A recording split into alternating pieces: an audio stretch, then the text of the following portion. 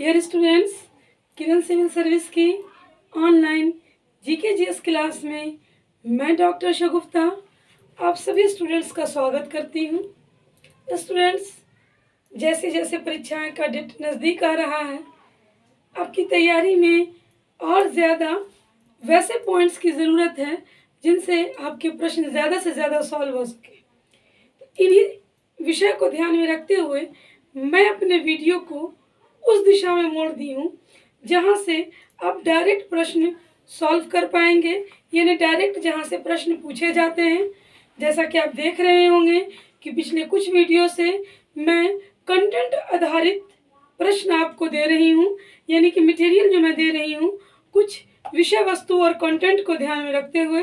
जैसे मैंने दिया विश्व विरासत स्थल, कल हमारा अभिलेख को लेकर था, और आज मैंने आपके लिए मुगल कालीन निर्माण कला, जो मुगल काल में निर्मित इमारतें हैं, भवन हैं, उनका एक कंटेंट लाया है। लेकिन इससे पहले स्टूडेंट्स कि मैं अपने वीडियो की तरफ चलूं, अपने टॉपिक की तरफ चलूं, आपके लिए मैंने अपने पिछले वीडियो में एक प्रश्न छोड़ा था। मेरा प्रश्न था कि बिहार दिवस मनाने की शुरुआत किस वर्ष की गई। एक चीज़ पहले समझ लीजिए कि बिहार का गठन 22 मार्च 1912 को हुआ था। 22 मार्च 1912 जब भारत ब्रिटिश औपनिवेश का हिस्सा हुआ करता था, यानी कि हम ब्रिटिश के अधीन थे। उसी वर्ष 1912 में बिहार को एक अलग प्रांत के रूप में गठित किया गया। बाद में 1936 में बिहार से अलग होकर उड़ीसा का गठन हुआ, 1 अप्रैल 1936। उसके बाद और आगे आते हैं तो हम देखते हैं कि 15 नवंबर 2000 को बिहार से अलग होकर झारखंड राज्य का गठन हुआ। जब 2012 में बिहार के निर्माण को 100 साल पूरा हुआ, तब मुख्यमंत्री नीतीश कुमार ने बिहार दिवस के रूप में इस तिथि को मनाने की घोषणा की गई, और इसी वर्ष से प्रत्येक वर्ष बिहार में 22 मार्च को बिहार दिवस का आयोजन सभी सरकारी कार्यालय, जिला मुख्यालय, विद्यालय जैसी छोटे बड़े सरकारी संस्थानों पर किया जाने लगा। तो ध्यान रखिएगा, बिहार का गठन 22 मार्च 1912 को हुआ था। अब आगे चलते हैं अपने टॉपिक की तरफ। मेरा जो आपसे आज का प्रश्न होगा वो वीडियो के अंत में होगा, तो वीडियो के अंत तक बने रहें और प्रश्न का इंतज़ार करें। लेकिन जब तक वीडियो चल रहा है, आप ये देखें कि आज मैंने आपके लिए क्या लाया। बहुत ही इंटरेस्टिंग टॉपिक है मुगल काल, जो अपने स्थापत्य कला के लिए जाना जाता है। बहुत सारी इमारतें, बहुत सारे भवन इस काल में निर्मित हुए। वह मुगल काल जो 1526 में पानीपत के प्रथम युद्ध से शुरू होता है और 1857 में बहादुर शाह जफर के गिरफ्तारी के साथ ख़त्म होता है। अगर मुग़ल काल की बात की जाए तो मुग़ल काल कई आप देख सकते हैं कि 1526 लोधी वंश के अंत के साथ बाबर ने मुग़ल साम्राज्य की नींव डाली।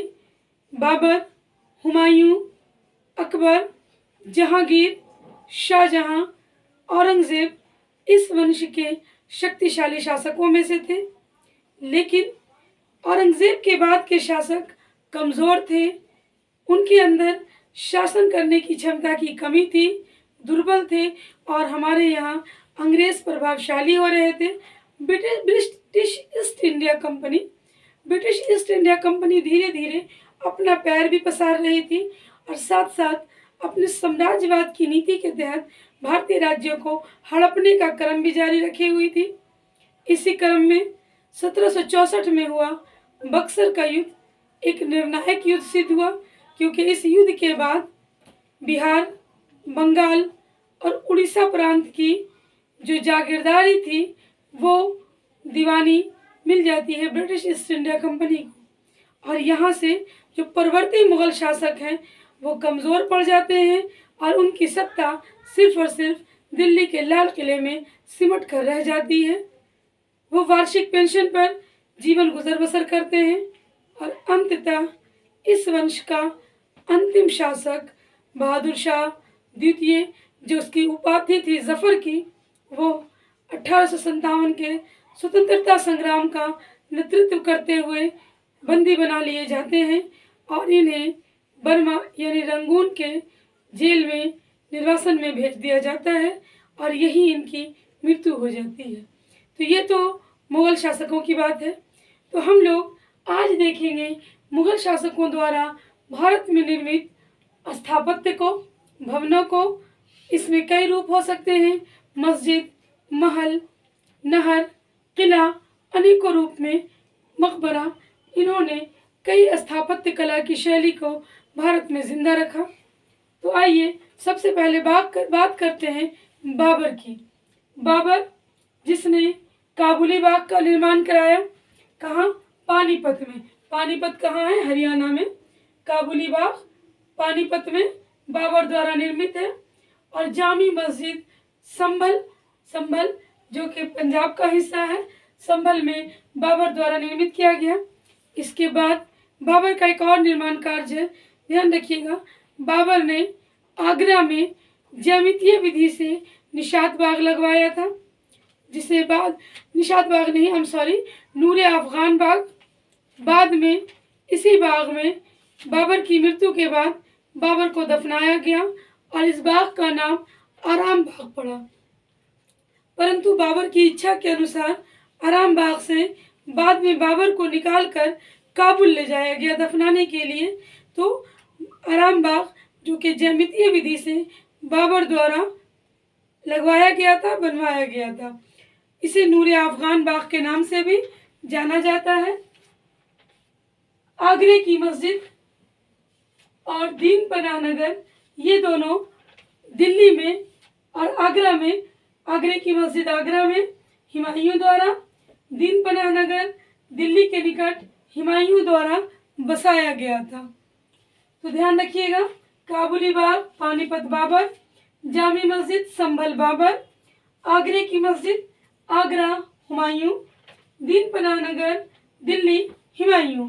और मैंने एक बता दिया कि बाबर ने ज्यामितीय विधि से नूरे अफगान बाग बसाया था, जिसे बाद में बाबर को दफनाने की वजह कर आराम बाग का नाम दिया गया। आगे बढ़ेंगे तो हम हुमायूं और अकबर के बीच में सूर राजवंश के शासक शेर शाह सूरी को देखते हैं, जो पहले रोहतास के जागीरदार और बाद में आगरा से जाकर सल्तनत की बागडोर अपने हाथ में लेते हैं। हम लोग किसी वीडियो में शेर शाह सूरी पर भी बात करेंगे। तो पुराना किला दिल्ली में शेर शाह सूरी द्वारा, किला ए कुहना मस्जिद दिल्ली में शेर शाह सूरी द्वारा, रोहतास का किला रोहतास में शेर शाह सूरी द्वारा। रोहतास का किला पहाड़ी पर स्थित है और बड़ी ही सुरक्षा के दृष्टिकोण से चारदीवारी से घिरा हुआ ऊंची पहाड़ी पर किला है। और कहा जाता है कि इस किला से एक सुरंग निकलता था, जो सीधे सासाराम में शेर शाह के मकबरा के पास आकर मिलता था। सुरक्षा के दृष्टिकोण से शेर शाह सूरी ने इसका निर्माण करवाया था। शेर शाह का मकबरा, शेर शाह ने अपने जीवन काल में ही सासाराम में एक झील के एक तालाब के बीच में अपने मकबरा का निर्माण करवाया था। सासाराम में आज भी ये उपस्थित है और एक अच्छा प्लेस है, टूरिस्ट प्लेस है शेर शाह सूरी। तो यहाँ पुराना किला, किला ए कुहना, रोहतास का किला और शेर शाह का मकबरा, इन सब का निर्माता शेर शाह सूरी था। इसमें से पुराना किला दिल्ली, किला ए कुहना दिल्ली, ये दो आपका दिल्ली हो जाएगा। रोहतास का किला रोहतास और शेर शाह का मकबरा सासाराम। तो ये सारी बातें हो गई शेर शाह सूरी से संबंधित। मैं एक सीरीज शुरू करूंगी आपके साथ बहुत जल्द, जिसमें एक एक करके मुगल काल के सभी सुल्तानों की जीवनी पर चर्चा करूंगी आपके साथ। इसके बाद हुमायूं का मकबरा। हुमायूं का मकबरा नई दिल्ली में हुमायूं की मृत्यु के बाद उसकी बेगम हमीदा बानो बेगम, जिनका उपनाम था हाजी बेगम, के द्वारा बनवाया गया था। अगर आप कभी दिल्ली गए होंगे तो आपने हुमायूं का मकबरा नई दिल्ली में देखा होगा। तो हुमायूं के मकबरा का निर्माण हुमायूं की दूसरी बेगम, जिनका नाम हमीदा बानो बेगम था, जिनसे अकबर का जन्म हुआ था, ये हज पर जाने वाली पहली मुग़ल महिला थी और इन्होंने ही हुमायूं का मकबरा, इन्हें अपने शौहर का मकबरा नई दिल्ली में बनवाया था। इसके बाद बात करें, हुमायूं को बहुत ज़्यादा कुछ करने का मौका नहीं मिला क्योंकि हुमायूं के शासन का बहुत बड़ा समय इधर उधर भटकने में, निर्वासन में ही बीत गया। लेकिन जब हुमायूं का पुत्र अकबर मुग़ल सल्तनत की गद्दी पर बैठा तो बहुत सारे वास्तु के दृष्टिकोण से उसने निर्माण करवाए। जैसे आगरा का किला, आगरा में अकबर द्वारा जहांगीरी महल, उसका पुत्र था जहांगीर, उसके लिए आगरा में बनवाया था अकबर द्वारा। इसके बाद अकबर अपनी राजधानी आगरे से हटाकर कुछ दिनों के लिए फतेहपुर सिकरी ले जाते हैं अपने गुरु आध्यात्मिक, जिनको वो मानता था, सलीम चिश्ती के कहने पर, और यहीं पर उसके पुत्र जहांगीर का जन्म भी होता है। तो बहुत सारा एक लंबा निर्माण कार्य अकबर का हमको देखने के लिए मिलता है फतेहपुर सिकरी में। फतेहपुर सिकरी आगरे से कुछ दूरी पर स्थित है। जोधाबाई, फतेहपुर सिकरी में क्या क्या है देखिए। फतेहपुर सिकरी खुद एक जो शहर था, इसे अकबर ने बसाया।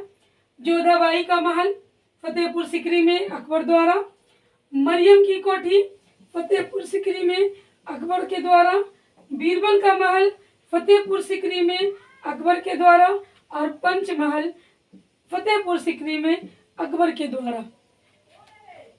तुर्की सुल्तान की कोठी फतेहपुर सिकरी में अकबर के द्वारा, खास महल फतेहपुर सिकरी में अकबर के द्वारा, जामा मस्जिद फतेहपुर सिकरी में अकबर के द्वारा, बुलंद दरवाज़ा फतेहपुर सिकरी में अकबर के द्वारा, सलीम चिश्ती का मकबरा फतेहपुर सिकरी में अकबर के द्वारा, और इस्लाम शाह का मकबरा फतेहपुर सिकरी में अकबर के द्वारा। तो अकबर के द्वारा फतेहपुर सिकरी में एक लंबी श्रृंखला है निर्माण कार्य की। आप यहाँ देख सकते हैं कि फतेहपुर सिकरी, जोधाबाई का महल, मरियम की कोठी, बीरबल का महल, पंचमहल, तुर्की सुल्तान की कोठी, खास महल, जामा मस्जिद और बुलंद दरवाज़ा, ये सारे निर्माण करता अकबर, और स्थान फतेहपुर सिकरी। ये एक लंबी आपको लिस्ट है जो याद करनी है। इसमें एक क्वेश्चन और पूछता है कि कौन सा अकबर का निर्माण था जो देखने में बौद्ध मठ जैसा लगता है, तो वो था पंचमहल। पंचमहल जो अकबर ने निर्माण करवाया था, इसका डिज़ाइन बिल्कुल देखने में बौद्ध मठ के जैसा था। अकबर ने इबादत खाने का भी निर्माण करवाया था, जिसमें सभी धर्म के लोग बैठकर, सभी धर्म के विद्वान आपस में चर्चा करते थे। उसे इबादत खाना का नाम दिया गया था। अकबर ने एक नया धर्म, दीन इलाही धर्म भी चलाया था। तो ये तो सारी बातें हम लोग अकबर में पढ़ेंगे, लेकिन फिलहाल अकबर के निर्माण कार्य को देख रहे हैं। ये इतना तक जो इस्लाम शाह का मकबरा है, यहाँ तक अकबर का निर्माण फतेहपुर सिकरी में था। लेकिन इसके बाद बात आती है लाहौर का किला, आज भी पाकिस्तान के लाहौर में स्थित है। इसका निर्माण लाहौर में अकबर ने करवाया। इलाहाबाद का किला आज भी इलाहाबाद में स्थित है और इसका निर्माण इलाहाबाद में अकबर ने करवाया। तो यहाँ तक के जो भी निर्माण कार्य हैं वो अकबर के द्वारा हुए। अकबर के बाद उसका पुत्र जहांगीर गद्दी पर बैठा, लेकिन जहांगीर जिसके शासनकाल में वास्तविक शक्ति की जो बागडोर है वो उसकी दूसरी पत्नी नूरजहां के हाथों में थी। नूरजहां जिसका वास्तविक नाम मेहरुन्निसा था। जहांगीर के द्वारा अकबर के मकबरा का निर्माण सिकंदरा में कराया गया था। सिकंदरा में क्वेश्चन पूछा जा सकता है कि सिकंदरा में अकबर के मकबरा का निर्माण किसने करवाया, तो जहांगीर ने। यह अकबर का मकबरा कहाँ स्थित है, तो सिकंदरा में। इसके बाद इत्माउद्दौला जो कि नूरजहां के पिता का मकबरा है और इंडो अरबिक शैली में निर्मित पहला मकबरा है। इसका निर्माण नूरजहां ने करवाया। नूरजहां के पिता का नाम असफाउद्दौला था और उन्हीं का मकबरा इत्माउद्दौला के मकबरा के नाम से जाना जाता है। इसके बाद जहांगीर का मकबरा। जहांगीर की मृत्यु के बाद लाहौर के शाहदरा में नूरजहां ने जहांगीर का मकबरा बनवाया। तो नूरजहां से भी दो है, इत्माउद्दौला का मकबरा और जहांगीर का मकबरा। जहांगीर से एक है अकबर का मकबरा। आपने अकबर से देखा बहुत ज़्यादा है। अकबर की माँ का भी एक था, हाजी बेगम का। अब यहाँ से शुरू होता है शाहजहां का शासनकाल। वास्तु निर्माण में मुगल सल्तनत में दो लोग ज़्यादा दिखाई देते हैं, एक तो शाहजहां और दूसरे अकबर। वैसे अगर बात की जाए तो मुगल काल में सबसे ज़्यादा स्थापत्य कला का विकास शाहजहां में हुआ, चित्रकला का जहांगीर में, साहित्य का अकबर में और संगीत का औरंगजेब में। ये कुछ, क्योंकि संगीत रत्ना और संगीत लहरी नामक दो संगीत की ग्रंथ औरंगजेब के शासनकाल में लिखी गई। क्वेश्चन अब यहाँ देखिएगा, शीश महल, खास महल, नगीना मस्जिद, मोती मस्जिद, ताजमहल, ये इतने निर्माण कार्य शाहजहां ने आगरा में करवाए। निर्माणकर्ता शाहजहां कौन कौन है? शीश महल है, खास महल है, नगीना मस्जिद है, मोती मस्जिद है और ताजमहल है। ये शाहजहां द्वारा आगरा में निर्माण किए गए भवन है।